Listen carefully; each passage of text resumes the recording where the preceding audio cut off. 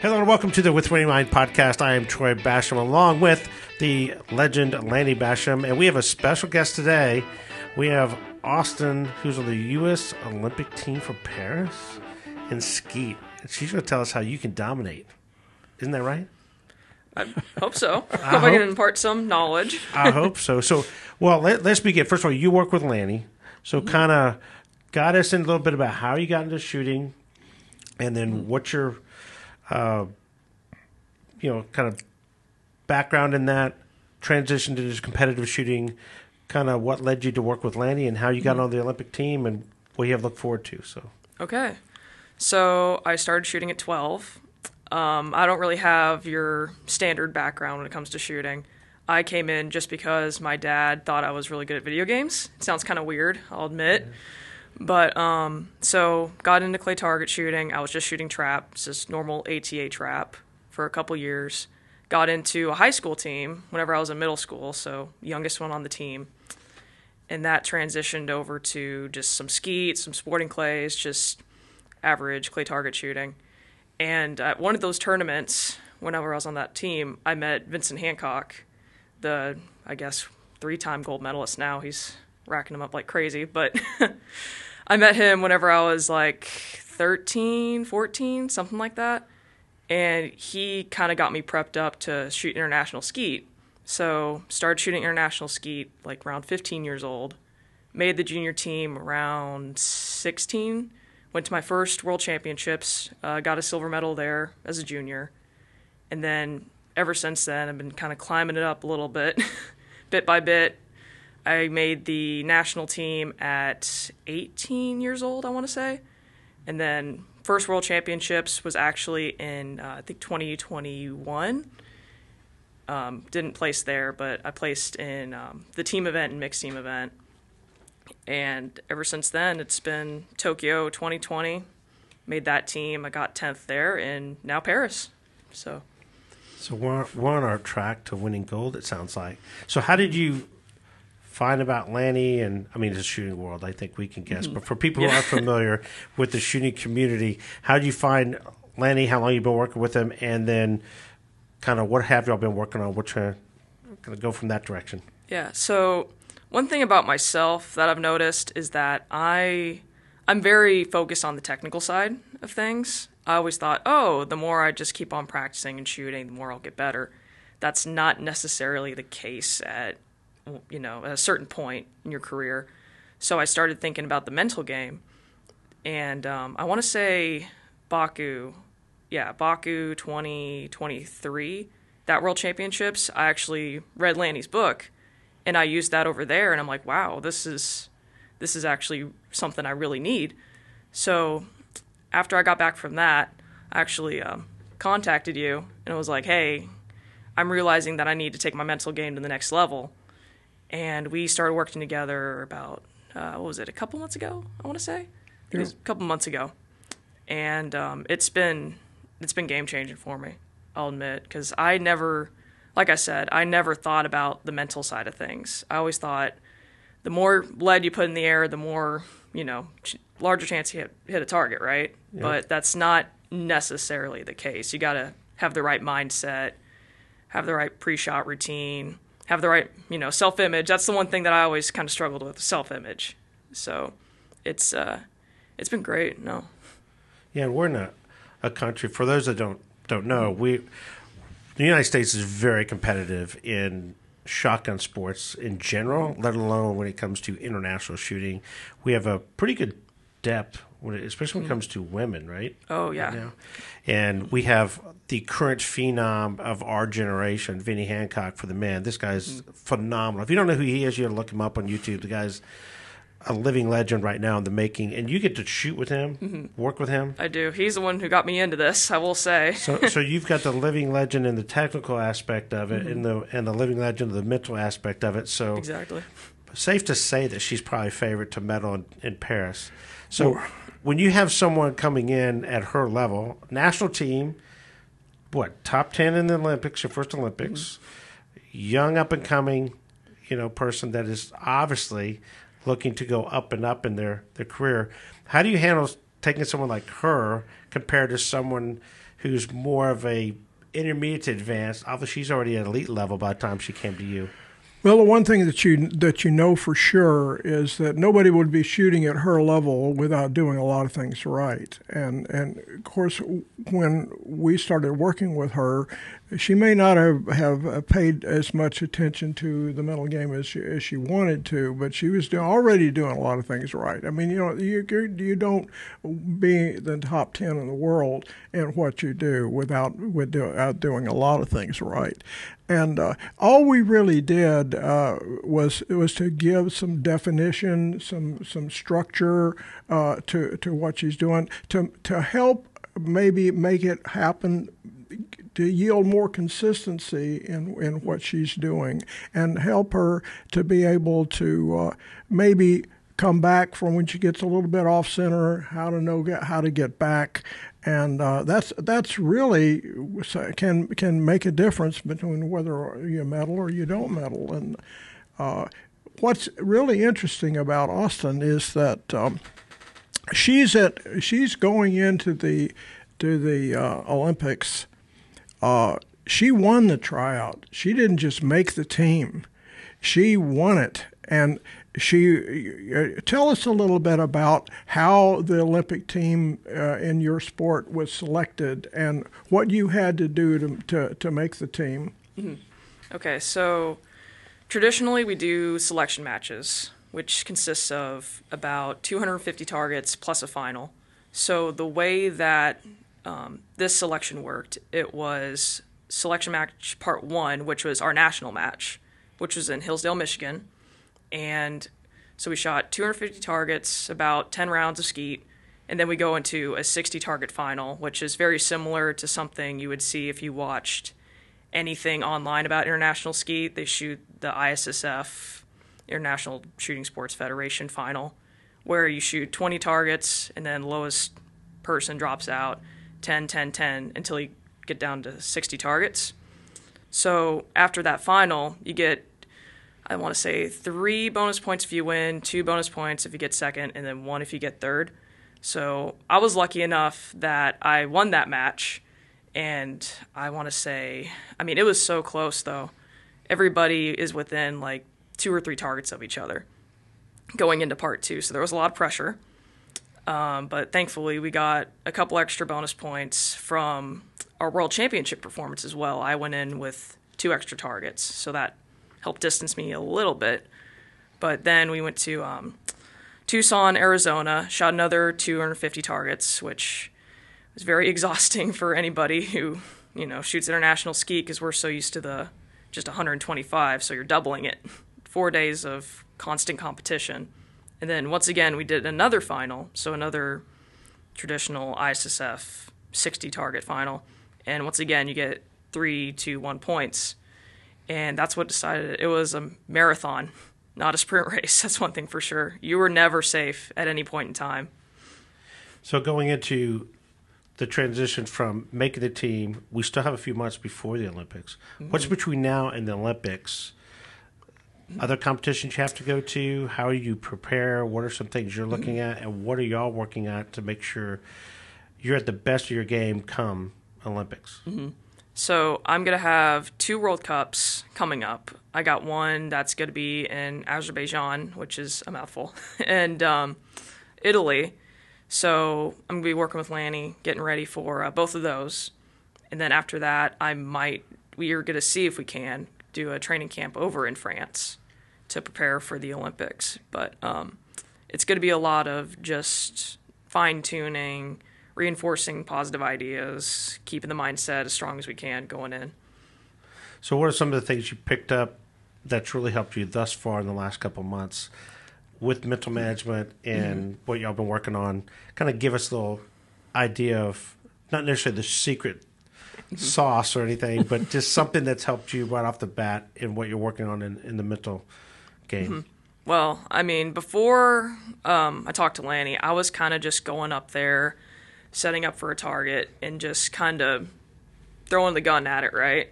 I'm like, oh, my skills will take over. It's fine. Bang. Oh, why'd I miss that one? Oh, well, just forget about it, move on. What's really helped me is the consistency aspect.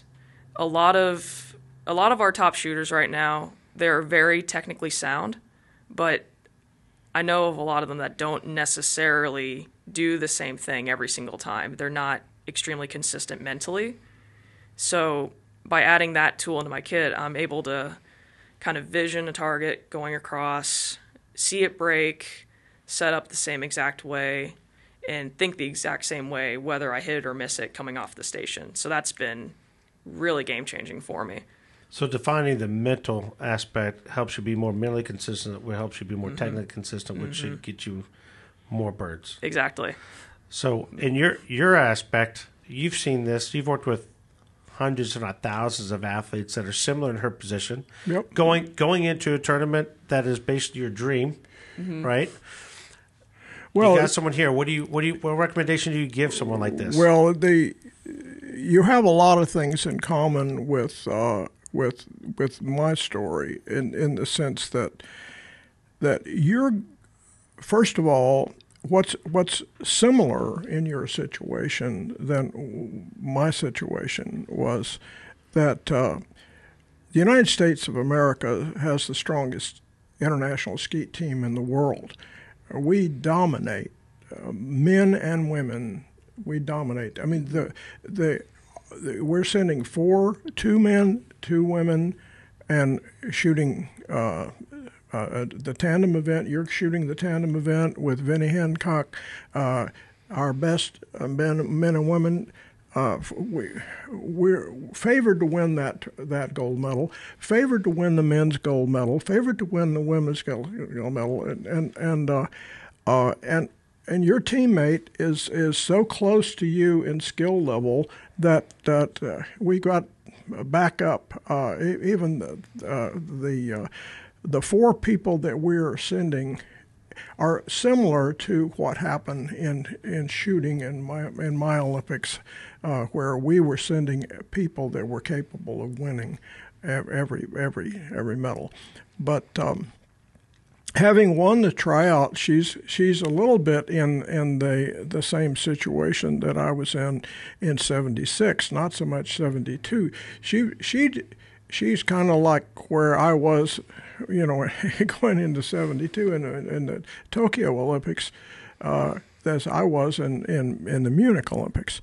But by the time 4 years later, you're more mature, you're more experienced, and you can handle the pressure better. And I think that it's similar. The other thing that happens is that you're going into a part of the world where international shooting is very popular, especially skeet is very popular, and the world has got some really good shooters out there. You can't afford not to have your best deal, but training with good shooters is one of the best ways to get to stay solid all the time, and she definitely has that with the United States. Going into it, I would say that the better you get, the more important everything becomes, and that's why it's wise to pay attention to the mental game. And when you're looking at going into the World Cups, are they training events for you for the Olympics, or are they, I want to win these events? How do you look at those events leading up to Paris? I mean, of course I want to win them. I mean, that's a no-brainer right there. Everybody wants to win them, right? But the way I'm looking at them is, want to win them, but it's a good training opportunity for the Olympics, right? Because everybody's there. I mean, from now on, they're going to be sending their best teams. So it's the best time to just kind of run through my system as much as I possibly can, treat it like it actually is the Olympics, and just keep on hammering it in, just make it so that it's all subconscious. So basically how well can I run the mental system in these events, and then can I do it the same or better, and then when I go into the summer games, I'm good to go. Exactly. It's kind of a progressive type of approach. So as far as you're concerned, how do you think she should go into these World Cups? Well, it's more of like you said, you nailed it. Is that we're not trying to come up with something new. I don't anticipate any real surprises at all. If we were going to have a break in the process of her training, it would have shown up in the trials, but it didn't show up. So it's solid. What she's doing now, there's no anticipation of any kind of change. It's just a matter of finding. We found something. It's a two-step process, really. The mental game is, first of all, finding something that works, and then secondly, make it work more often. In other words, that's where we're in the make it work more often stage, where we're trying to get it consistent, more consistent. The more consistent it is, the harder it is to beat a shooter that's running a consistent process that really works. So you have technical consistency and mental consistency, and at her level, it's probable that when you have a non-hit on a target, that it's probably caused by a mental error, not a technical error, because everybody knows how to break the targets, but at this level, and so she's it's probably going to be her mental skills are going to be the determining factor of how you medal. One of the things that I'm excited about is that you've got two major competitions to help you train, and they've selected the U.S. team at the right time. If you select the team too early in the year, you kind of destroy the excitement of making an Olympic team and things like that. But if you do it too close to the Olympics, I remember one year the United States shooting team selected the Olympic team within 30 days of our. It was a short period of time. I can't remember exactly if it was within 30 days, but it was close to the Olympics, and we didn't get a single medal. In rifle, when we should have won a boatload of medals, but we didn't because we selected the team early, and I think that what happens is that you make an Olympic team, and there's a little bit of getting used to the fact that you're going to the Olympics. I mean, even if you've been before, it's kind of, oh, I'm going, and wow, and all this, you start thinking about the weight of carrying the USA, and it wouldn't matter so much if you weren't in a position to medal. I mean, this is a great trip. We get to go to the Olympics, get a lot of free stuff, and things like that. But when you are favored to win, it's extra pressure on a person. Which I think you kind of like that, though. I'm a bit of a pressure freak is what my friends call me. I always look for pressure, always look for anything to push myself, right? I kind of thrive underneath it. If there's nothing to really push me, I don't really want to do it. Yeah. It's kind of it's a weird thing that I have, but it's what's gotten me this far in my mind, so. Well, no pressure in shooting international skeet. For those who aren't familiar with international skeet, they're like, well, how hard is it to shoot a clay target? It's just represents a bird, what the deal. International skeet's a whole different game compared to what normal people would think about skeet shooting, which we refer to American skeet. Can you kind of describe a little bit the difficulty in the format of international skeet to kind of give them an idea? Because it's opposite of what I grew up doing. You have to move in your sport. In our sport, you're not moving at all. There's a lot of movement. I will admit that. So international skeet, so it's round of 25, kind of like American skeet in that sense. But there's few key differences, right? So we have a stripe on our vest. That's about, I want to say, about like elbow, length down. Depends on the shooter. But that's where we set our gun. We call for a target. It can be instantaneous up to 3 seconds. So it can be just about anything in between that.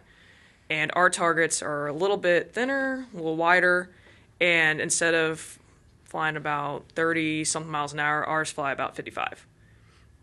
So we have a delay, we have the stripe, we have thinner targets, and to add to that, we also shoot a pair on nearly every single station. All but Station 8, because if we did on Station 8, that might be a hazard. Yeah, Station 8, for those who aren't familiar, the bird's coming at you. Mm-hmm. So Yeah. when That you would look not at be so when you look at it, we're making the target harder to hit. Mm-hmm. We're making you can't pre-mount. No. So you call pull, and there might be a delay. There might not be a delay. Mm-hmm. And all that to try to separate the individuals of who's really good, who's not. So it's probably safe to say that you take the best American skeet shooter and you put them on an international skeet field, there might be a little bit of difference. Yeah, just a little bit. Well, I think that that what's interesting about it, they've continued to make internet, because I shot some international skeet back in the 70s, and they've made it harder. It was harder then, American skeet, but every generation they've made it harder and harder. The reason they've made it harder is that shooters tend to rise to the challenge, and to where we're at a point now where if you don't shoot 24s and 25s and a lot more 25s than 24s, you don't make the final. Mm-hmm. And so there's some people, and you've done this too, is some people will run the final. They'll hit them all, and so what are they going to be doing now to make it even harder to separate as more shooters can rise to the occasion to break these targets? I don't know. Maybe they're going to drop them out of helicopters, or what are they going to do? I wouldn't be surprised if they did something like that at this point. Yeah. So what do you use? 12 gauge or 20? What do y'all shoot? So 12 gauge, 24 gram shells. So we're basically shooting a 20 gauge at these targets. And for me personally, you can use 8-shot, 7.5 shot, whatever you want to use. But I like using 9-shot. Shells go about 1,300. This is the slowest, up to like 1,350. So these things are booking it. So maybe they just make them shoot a 410. Well, they could do that. they could do that. But the real teaching point here is that when you challenge athletes at her level, they rise to the occasion, and it's when the equipment is better today, the machines are better, more dependable. They made the sport. They matched the sport to the challenge of the athlete going. So now you have to be pretty much dedicated to to reach her level. You're pretty much, this is the number one thing that you do in a quadrennial. You may do other things, because I know that you're interested in other things. You're in ground school now for pilot training and things like that, and you're so. So what is Austen's life outside of shooting? It's well, I'm more of an adrenaline junkie, obviously. So I do ground school right now. I'm trying to get a private pilot license, maybe instrument rating, kind of depending. But that's kind of relating back into what I'm going to be studying in college once I get back into it. I'm doing aerospace engineering right now, so I'm a couple years in on that. And it's just a lot of plain stuff outside of it. So I'm into very technical things. I like things that I really have to think about, and like processes, things like that. It's kind of related to shooting in that sense. So do you want to be a pilot in the future, or are you thinking about flying to Mars or something? We'll see how that goes.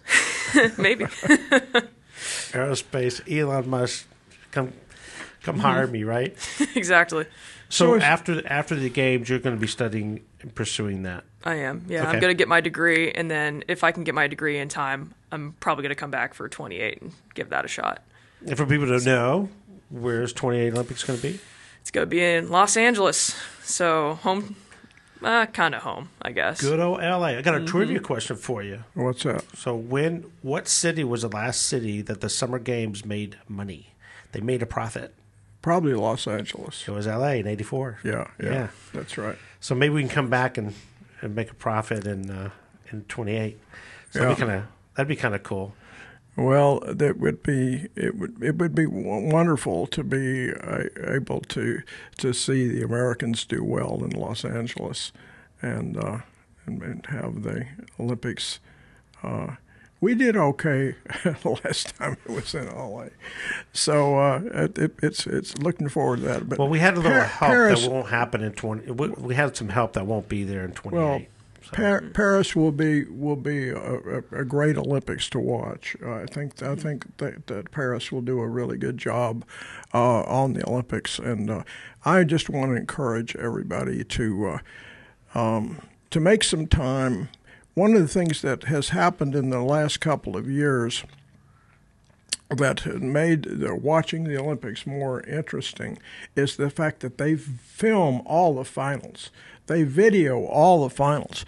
And so you can go on the channels and get and watch every single sport. So people that are not used to watching international skeet, you can go on YouTube and watch the finals, and you can watch them live, or you can watch a replay of all of the finals of all of the sports. So if you're not used to, these are sports that are not normally on television. I mean, I can't just go to Sunday afternoon and see the finals of some of the Olympic sports. It's the only time you see it is in when the Olympics are held. And I've had people ask me, I remember the first time I got introduced into shooting, the guy told me that it was an Olympic sport, and I said, "Are you sure?"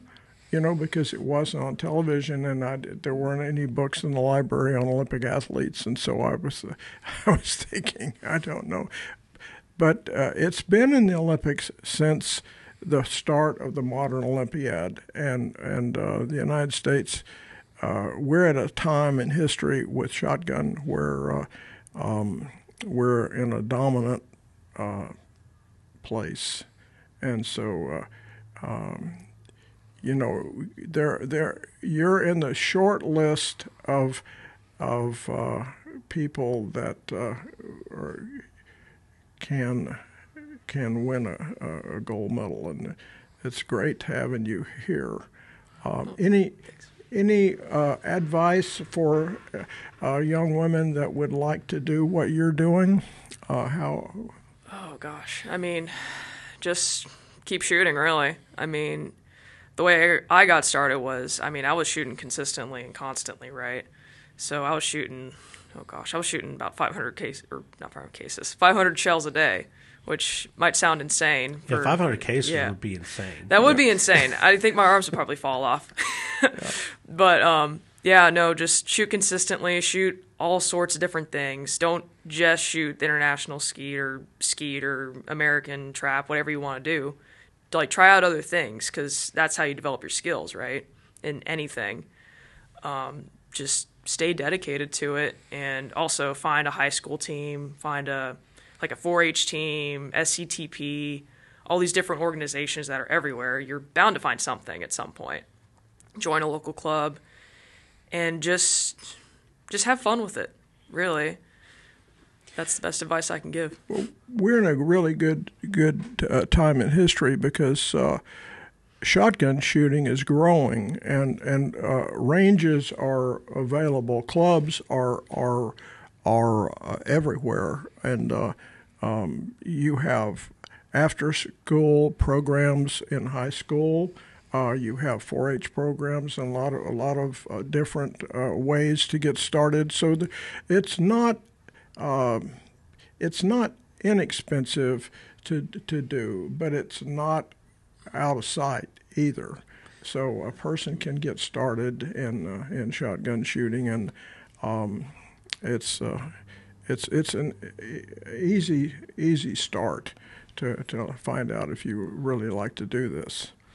So when starting, as far as that that goes, what were you shooting?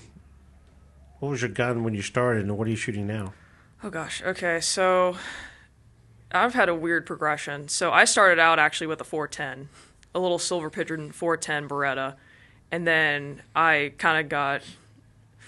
wanted the bigger gun. I wanted to shoot more and hit more. So I'm like, oh, I want to switch to a 28 gauge. My dad's like, okay, well, I'll give you my 28 gauge. It was a Browning Satori. Shot that for about a week. I'm like, okay, I want a bigger gauge. I can take it. It's fine. So he let me shoot his Weatherby 12 gauge.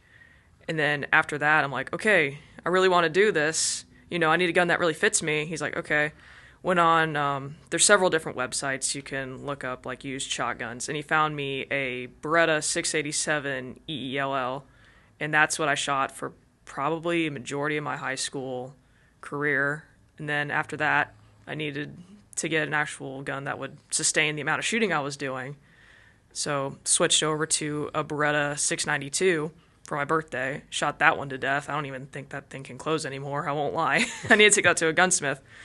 But I started going to the gym a bit as well during that time, since I knew that there were a lot of international skeet shooters that were getting a lot of back problems, shoulder problems, just from the amount of shooting we were doing. Like, okay, I need to build up strength for the next gun I need to get.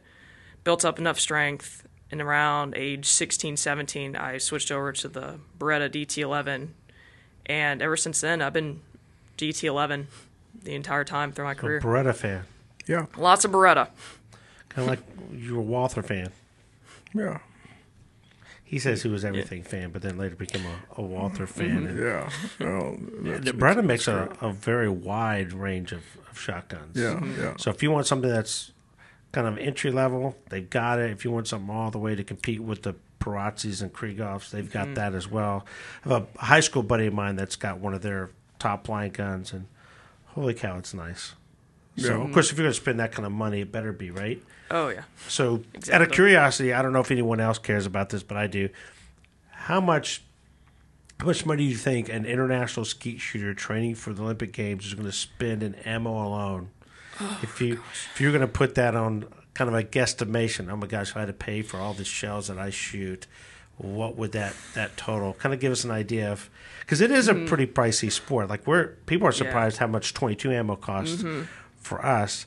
Shotgun shells are not cheap. No, I mean, right now it's gotten insane. The shells that I shoot are going for like $130, $140 a case. And we're shooting how many cases a week? So, I mean, I shoot about a case a day. So I shoot 5-6 days a week right now. So it adds up really quick. I'm lucky enough that I have Federal as a sponsor. But, I mean, without them, it's already insane with the amount of targets I shoot per month, too. So it definitely adds up. I will say that. So go Federal for helping us Yeah. out on that. Thanks, Federal. They used to make a great .22 round. Yeah. Back in the 90s, they made a match. great .22 Yeah, round. that's right. That's right. So in closing, as far as what your advice would be, again, you would say get involved in multiple sports and shooting. Exactly. And find a club. What are some of the sites that you mentioned earlier that people can look into? I know USA Shooting probably has some information, but there's like other sites as well. SCTP is a good organization. They're really large around here in North Texas. 4-H, a 4-H team, they're usually some of the best of the best. I will admit that. 4-H shooters are very, very good. Just any high school teams, usually, like I said, they're SCTP correlated. I mean, it's become, like you guys were saying, it's become such a nice growing sport at this point that nearly every high school around here that I know of has a shooting team. But if you can't find one of those, go back to 4-H. And if you can't find any shooting, like high school shooting team, I mean, I started out in ATA, NSSA, and those guys are so welcoming. You walk out there as, a 13, 14-year-old kid, and they'll embrace you with open arms, give you their gun, give you some ammo, and they want you to continue the sport, right? They want to see it grow. So, like, join a local club even if you can't find anything. It's a very welcoming sport, and, I mean, it's for anybody. Anybody can try it. So it's definitely worth a shot. So, pun intended. Yeah, pun intended. Maybe intended, maybe not. Well, if you like this content, want to hear more, please give us a thumbs up. Think about subscribing. And if you're around in this summer and you want to watch Austen Smith kick some butt, just look at the who's hosting it. Who's the TV? Do we know? Well, the Olympic Committee has the videos, everything. The IOC has videos all the finals. So we can watch you dominate, and we watch it over and over the summer. Oh, there we go. And so can you. So thanks for being with us, and we'll see you next time.